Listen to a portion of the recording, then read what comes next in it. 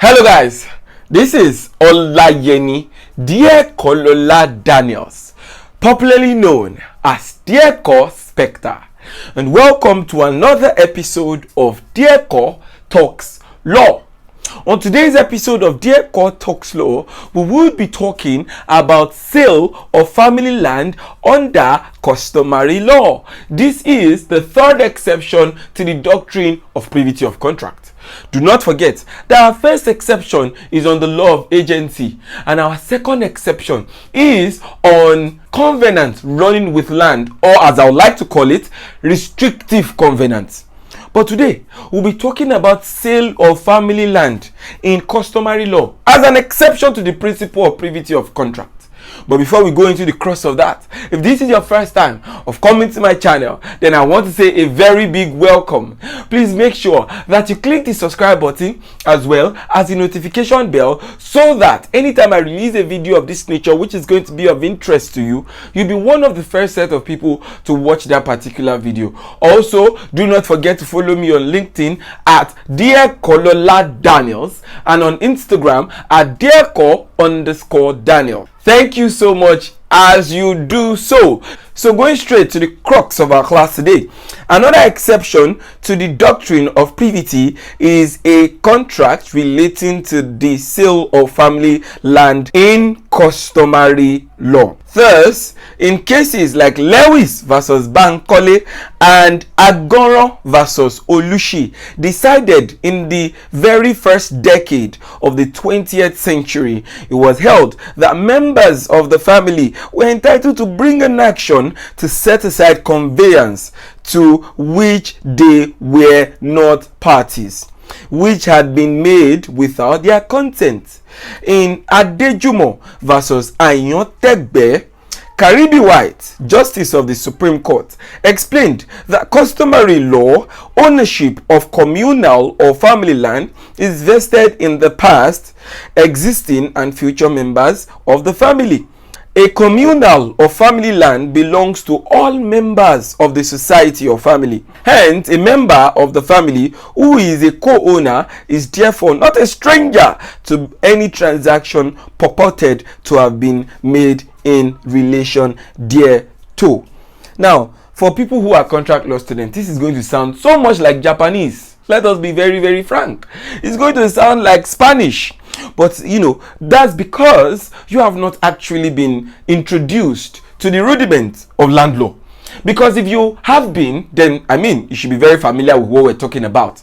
Now, let me just give you a little bit of what we are talking about to give you a context to which you can understand what I've said so far. So, when we are talking about customary land law, this is what we are saying. Do you know that in the olden days, when we are talking about ownership of land, we are talking about ownership of land in the context of family. Do you understand? It is usually foreign to the Yoruba custom or the custom of Africans, or at least of West Africa as far as I can tell, or Nigeria, that an individual would own land. Why? Because when I was taught by Professor Smith, that is one of the land law gurus in Nigeria, Professor I.O. Smith, he taught me while I was an undergraduate in the University of Lagos. And one of the things that he underscored for us was that when you are looking at West Africa in the olden days, people who came here were settlers. I need you to understand that. They were wanderers who finally settled in, these parts of Africa. So if you are going by that analogy, if people got to this place by virtue of being settlers, then you would know that they did not walk alone like an individual person. They came together as a family or as a community. So when they settled in this area, that area was controlled by a community and not by an individual. So when the communal head now started giving the land to families, so we have the Bale. The Bale said, this family, Ayantegbe family, go and take this area. This Kinikon family, go and take that area. Don't forget that they were all settlers. But among the settlers, they had a Bale or a king. Now that Bale or king now started giving them areas to stay. So that is how customary land tenure system came about. So because they were given those areas to stay, then each of those areas were held by the family. Do you understand? Not held by the father or held by the mother or held by the children, but held as a family. And if there is to be sale of a family property, then that family property must, listen to me, that family property must be assented. That's the sale of the family property must be assented by all the principal members. Who are the principal members? In case the father has died and the mother has died and something like that. Now, the principal members are going to be the children. If the man gave birth to 5 children, each of those 5 children will be regarded as the principal members of the family. According to the case of Ekpendu versus Erika, this is not relating to your class. I'm just giving you something on land law. According to Ekpendu and Erika, the court held that each of the principal members, including the family head, must assent to the sale. If that does not happen, then the sale is void. Do you understand? That is, if the family head does not sign, the sale is void. But if the family head signs, but one principal member does not sign, the sale is voidable. Now, the reason why I'm letting you understand all these things is because I want you to understand when we are talking about privity of contract. So, now imagine that, listen to me. Imagine that a man has died and he left a house for his 5 children. That property is family property, which means that the first son is the head of the family, Abi. The second son, the third son, the fourth son, the fifth son. Each of these sons must what? Must sign any sale of that land for it to be effective in law. Now imagine that the first son signed, the second son signed, the third son signed, the fourth son signed, but the fifth son did not sign. Listen to me. The fifth son did not sign. Now, the fifth son now went to court to set aside that transaction. What is going to be everybody's objection? My lord, who be this guy now? You were not a party to the transaction. How then can you set a transaction that you were not a party to aside? How can you tell the court to nullify the transaction when you are not a party to the transaction? Are you listening to me? So when you're talking about sale of family property and privity of contract, you will be wondering what is going on here. I don't even understand what these people are saying. This is what we're saying. So if according to the case of what Ekpendu and Erika, all the principal members must sign, right? Number 5, the 5th child is a principal member, is it not? He is now. He is a principal member. So if a principal member now sees that they've sold the family property and he did not sign it, can he come to court and enforce that transaction? And the answer is yes.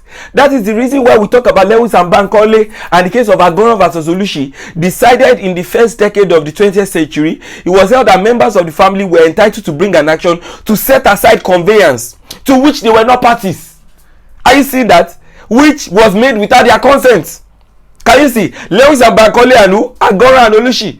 He said you can bring an action to set aside a transaction. The 5th child, who is supposed to be a signatory to the sale of the land, can bring an action to set aside that sale of land, even though he was not a party in the contract. Why? Because according to customary land tenure, according to the sale of customary land law in Nigeria, you must make sure that the members are part. Do you understand that? Oh God, this landlord is very, very sweet. It's just that you must understand the rules. Do you understand? So let us look again at what Karibi White said in ADEJUMO and AYANTEGBE. He explained the customary law. Ownership of communal or family land is vested in the past, the existing, and the future members. So a communal or family land belongs to who? All the members. But when they say all the members, in as much as the land belongs to all the members, the people who can sell the land are not all the members. So let us say that the brother of the deceased, who is the owner of the land, is not part of all the members, who is his children. That is the deceased children. So if the deceased had brothers, can the brothers now say, oh, we did not sign the sale of this land, so his children, that is the deceased children, cannot know? So when we are talking about the members are the children. So hence, a member, that's one of the child who is a co-owner, is therefore not a stranger to any transaction purported to have been made in relation to the land. Can you see my explanation?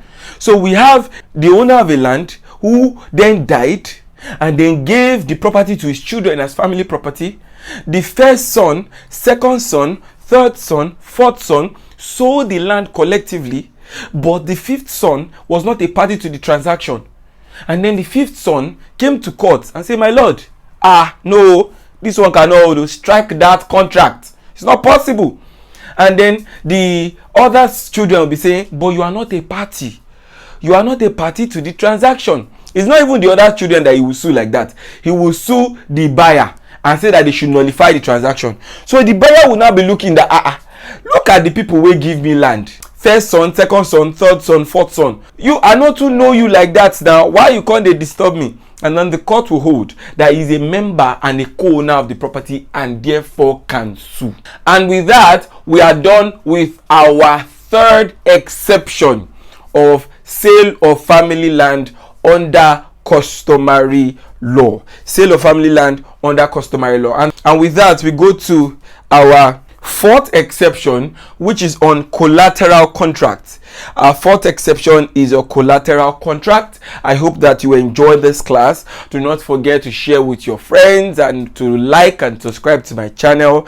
Also, don't forget to follow me on LinkedIn and on Instagram. I will see you in my next class.